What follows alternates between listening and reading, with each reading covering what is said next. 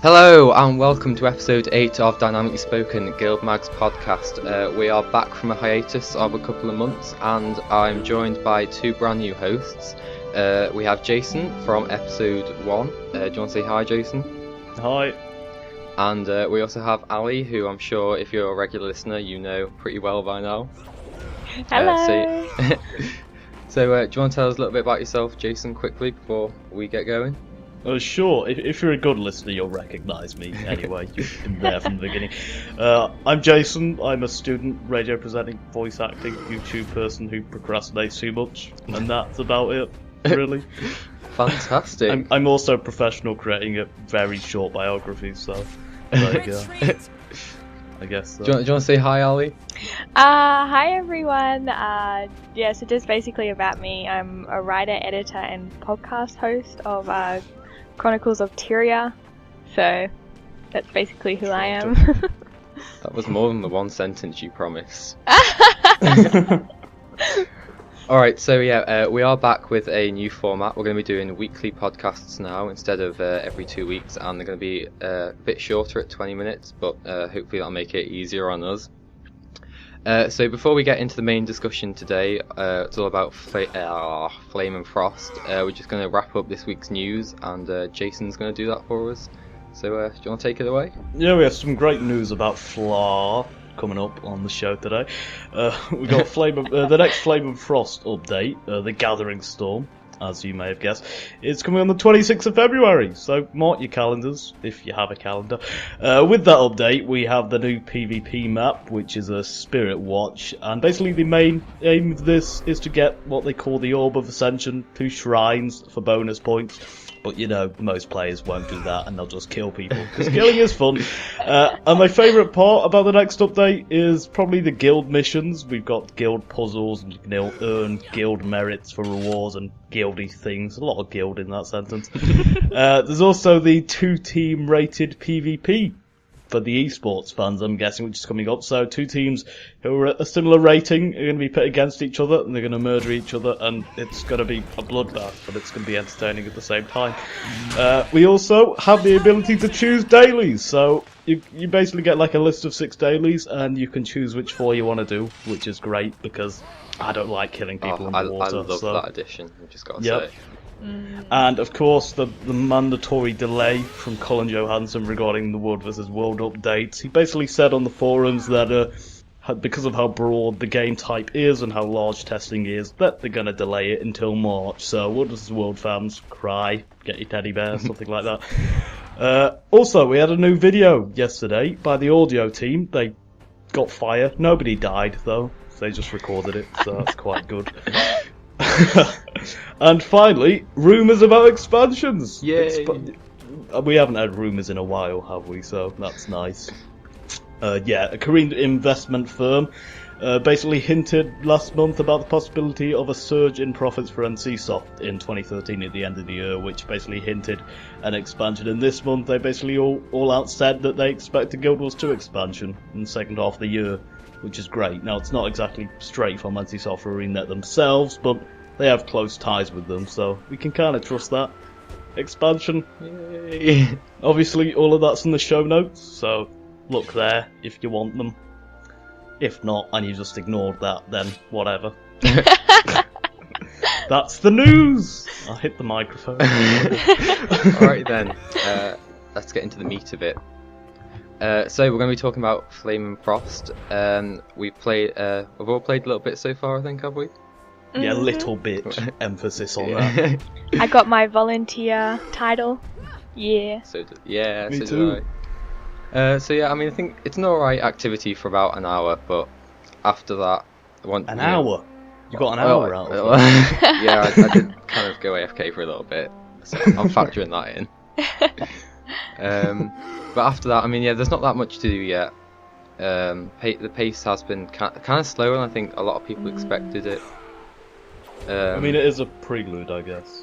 Yeah, I think the post they put up though just made it sound a bit more like more stuff was going to be happening quicker than it has. These sort of things. Sorry. Yeah. Go on, go on. These sort of things I think may be cooler if they didn't announce it and make it seem so epic and everything, but rather if they inserted it to the game with sort of no little Frills? to no frills, like it Yeah. just turns up and everyone's like, oh my, why is this going on, what does this mean? And then later on they come out, not this big announcement that there's refugees, but there's no explanation as to what's being destroyed or where they're coming from or what's happening. It just feels like it was this should have been just something they added quietly. Yeah. I think overhype has been a problem that they've had for a while, actually, because I know people have been disappointed with like some of the stuff they said they were going to do and they haven't done. So, yeah, I'm really hoping that if this is what they consider to be an expansion's worth of content, that they start very low for the expansion. Yeah. Yep. I mean, I suppose we do have to bear in mind that the whole thing's like new to them as well. This whole concept of the living story, so they're probably working through. I just hope that it isn't like a cover-up for a lack of content, because we saw a lot of it in the Lost Shores and the Halloween update, and that's basically far removed this month. I mean, I know it's a prelude, so hopefully it's just this month, but I hope it's not a cover-up. We can't produce that amount of content, so we're going to pretend that we are by giving you 20 minutes of interacting with fires! You can actually see that ArenaNet did a lot of backpedaling at one point where they're like, expansion's worth of content, and everyone's mind went, Tengu! You know, like, they're gonna have a new race, that sort of thing, and then ArenaNet's like, whoa, guys, no. I think Colin Johansson just had a really excited day. It was like... Yeah, I saw some people commenting on the fact that when they do a lot of these announcements, it's not done by people who are necessarily good at like the whole marketing thing. It's more from the developers, and maybe they kind of need to look at that a little bit and just see how they announce things more. Yeah, sure. I would like to see more of that kind of subtle, letting us discover things for ourselves, let us, see things in the game and make our own conclusions rather than telling us, oh look, there's a tiny part of the game where there's like a few heralds and like a tiny strip of land where you can go and do activities. Be excited! Yeah. I think it'd be nice if they left like the announcements to the heralds in game, not to their announcement page on Facebook or whatever. Yeah. I mean, I suppose for a lot of people though, there are like the quite casual players that do only come back when stuff like this occurs, so they do kind of need to like get it out there more. Yeah, I was kind of thinking that, but then I sort of thought that the Herald was a good substitution for that without hyping it. I agree, definitely. I just just a post that says like the Heralds have updates. Yeah. yeah. Okay, so speculation about where the whole thing's going then. I've got a theory, but do either of you two have anything? I haven't thought about it that much. I just like dragon maybe, but not fire, flame, frost, Primordus and GuildMag like having babies or something. A romantic tryst. That's my prediction, yeah. Okay, well, the love story of GuildMag and Primordus. Cinnamon Eve. Oh, I love it.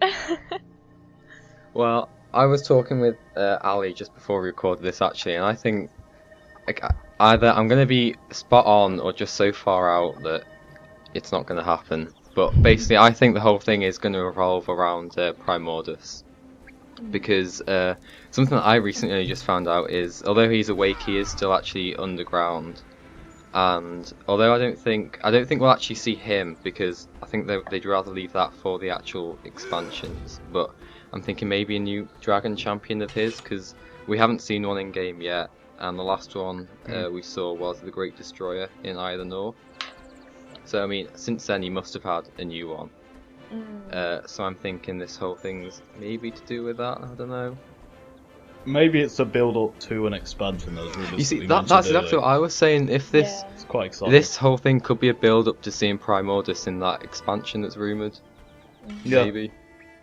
I mean, I hope we don't just have one dragon per expansion, because that'd be like, if the expansion is the length of the original story, then it's going to seem a bit dragged on. We'd have 5 more to go through then. Yeah, it'd be like 5 expansions. What year is it now? They got to give We're going to themselves. leave Tyria. They got to leave themselves wiggle room. But you're right. If they don't, if they do an expansion per dragon, we're never ever gonna get to Cantha or Alona. And I know a lot of people want to go to Cantha and Alona before. Yes, please. Yeah. From a lore perspective, I know a lot of people are really interested more about Cantha and Alona because there's so much more mysterious lore about them that hasn't been explained, so they want to go there first. Whereas the dragons, it's like there's lore around dragons, but there's not like really interesting lore. Like the thing about the dragons is they just want to kill you. That sort of thing. Yeah. There's that thing where they consume magic, but there's really no like intricate details about them. That is always one problem I've found in a Guild Wars. It's like, it's rare that they seem to manage to capture that magic of this incredibly detailed lore in game because the story is often like far removed.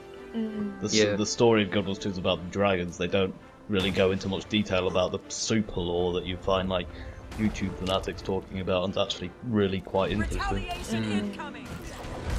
And apart from that, Guild Wars 2 storyline is more like Traherne's personal story than yours. So it doesn't make it very... make me go there. So much rage about that. I think we all love him. He didn't even recognise me 60 missions in! I made him!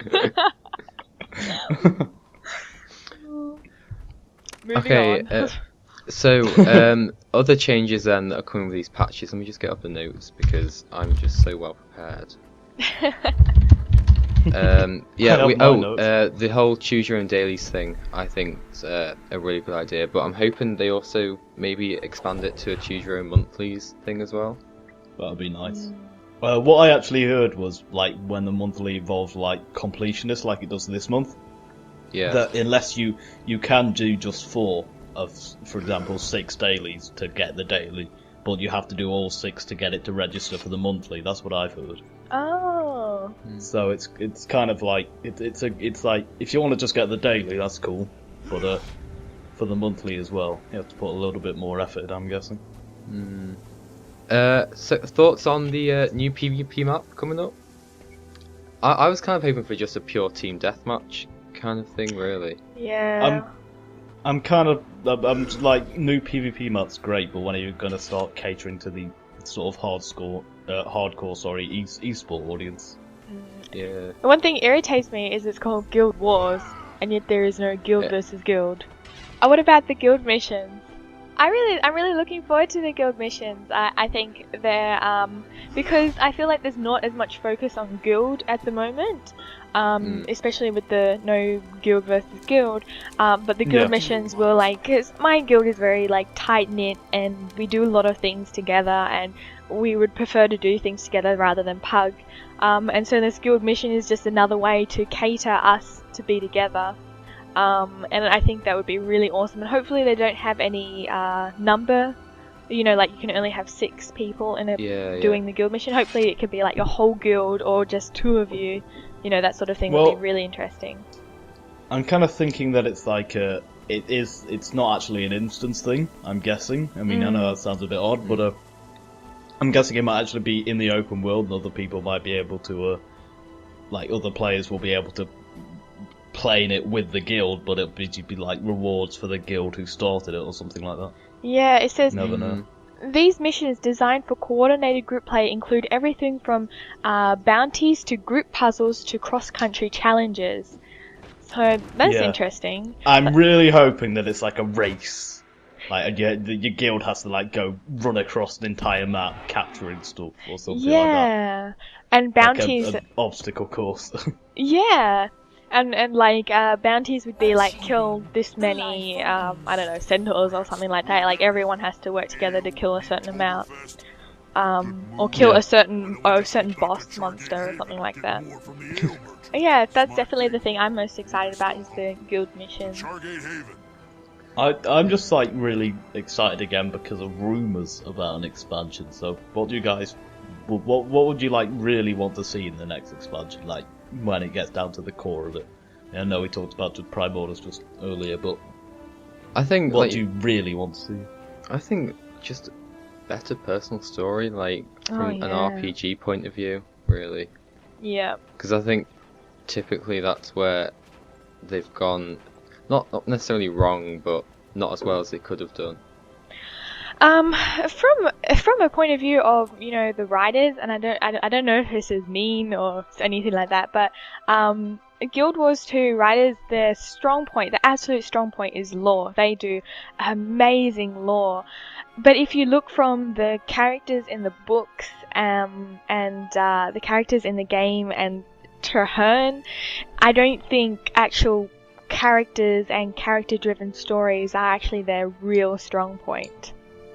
I think that's actually something that they talked about before and sort of openly admitted, because the teams who do the lore and the teams who do the in-game stuff are different, but I do believe that the lore people do the personal story. But I think one thing they mentioned is better, because it's two separate teams, better coordination between both teams is something they want to work on to improve that. Yeah. So they have acknowledged it, which is nice. But the personal story is great, it's just I played it twice in a really buggy state, and it wasn't very enjoyable. I think my main concern is that it doesn't feel epic enough. It feels epic, but it also feels like you're just someone's whipping boy. You're doing all, like, the silliest thing is going around and asking for Traherne what the Orders think about his leadership. Seriously, I am an epic hero, and I'm playing Chinese whispers for this insecure Sylvari. Yeah. So, that is definitely, I'd love to see more work on making it, I know this sounds really selfish, but I'm playing a game because, and especially on a role-playing server such as Tarnished Coast, we want to explore our characters and our characters' stories, and then to do a personal story like that was very much a letdown. I think for me as well, I'd like to see just sort of the stuff they have promised, like, implemented as well. I mean, stuff, Examples? well, the trading post preview item feature, I've been asking for this for, like, forever now. And it still They hasn't did come. say that was coming, and then I they were like, know, oh, but shh, don't mention it. It's not here yet. Don't talk about the war. All those, like, little mini games that they're meant to have planned but haven't quite arrived yet. Polymock, that's not in yet. If you go back to all the stuff that they videos released, things that they released before the release of the game, there is actually a long list of things they promised that haven't been implemented in the game. And I know from a design perspective that that's a perfectly alright thing, especially if it's it's not a free to play, but especially if you're not getting a subscription, it's okay to take your time with things and implement them as you go. But it kind of feels like they've kind of given up on everything that they said from a long time ago.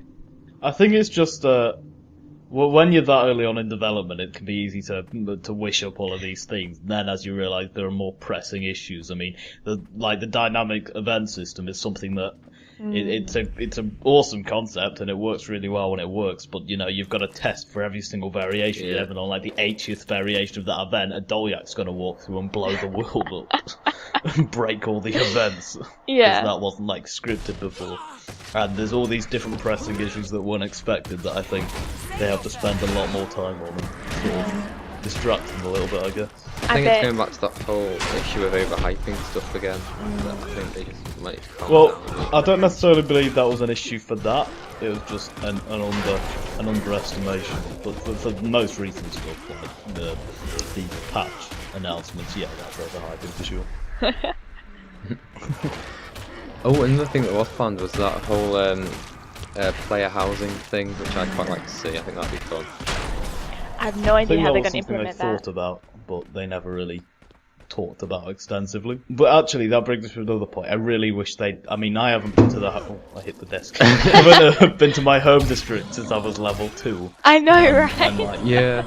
I forget... in fact, I did when I was doing my Sylvari story, which is my main, I didn't even know I was in my home district. I don't even know I have a home district. And then one day when I was like level 80 at 400 hours or something, I'm like, oh yeah, the home district. Still haven't been in. Yeah. I mean... I think the Norn don't even have a home district. They have Heirs district, and then inside this big hall, they don't even have a home. Whilst we're just on this whole subject as well, I think Southern Code needs something put in there.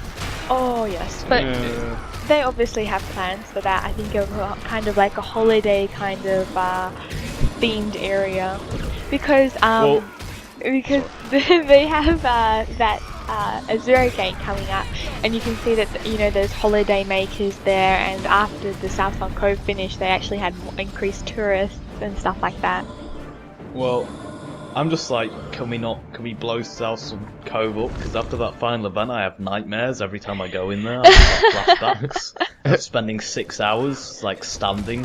I mean, I think I fell asleep, but luckily the guild owner was doing a live stream, so it kind of kept me awake. But it hurt. I have bad dreams.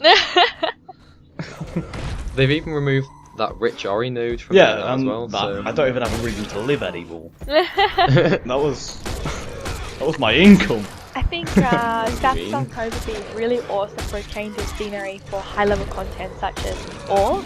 Like if they made it to the same caliber with as many events but the thing is that the veteran Kaka are impossible to do by yourself. There's nothing in ore except for the champions that are impossible, and the veteran Kaka are everywhere, so no one really goes there. So there's no point you going there, because if you get pinned down by a veteran Kaka, that's the end. You're dead. It requires polishing, but it does have a lot of potential to be a very cool area. Alright, well I think we've kind of reached the end of the show already, actually, which is kind of surprising.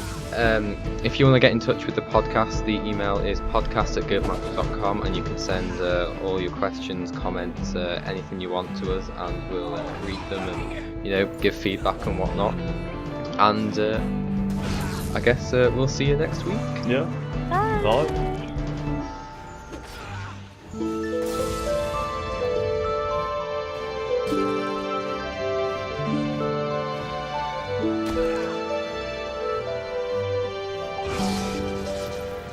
Come in riding a unicycle. Uh-oh.